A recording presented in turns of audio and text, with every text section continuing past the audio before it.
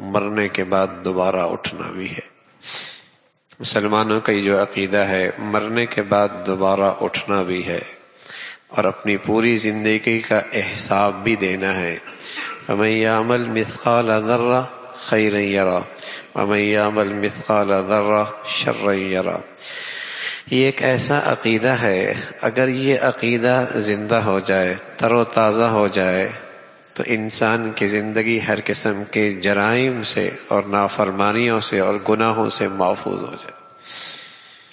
اس لیے کہ کہیں کیمرے کی آنکھ نہ دیکھتی ہو، قانون کی رسائی نہ ہو، انسانوں کی نظریں نہ پہنچتی ہوں، لیکن اسے یہ عقیدہ ہے کہ اس کا حساب چکانا ہوگا، اس کا حساب چکانا ہوگا، تو خلوتوں اور تنہائیوں کے اندر بھی وہ محفوظ ہو جاتا۔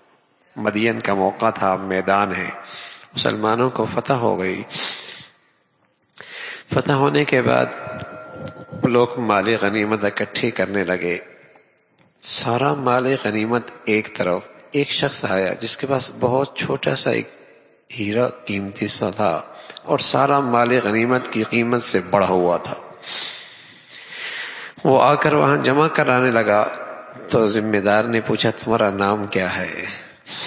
کہا میرے نام کی فکر نہ کرو، اگر اس اللہ کا خوف اور ڈر نہ ہوتا تو تمہیں پتہ بھی نہ لگتا کہ یہ کہاں گیا ہے۔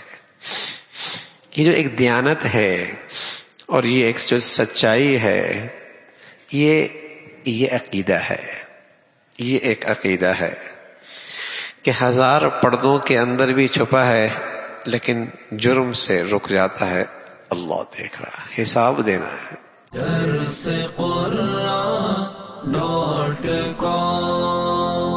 www.darsequran.com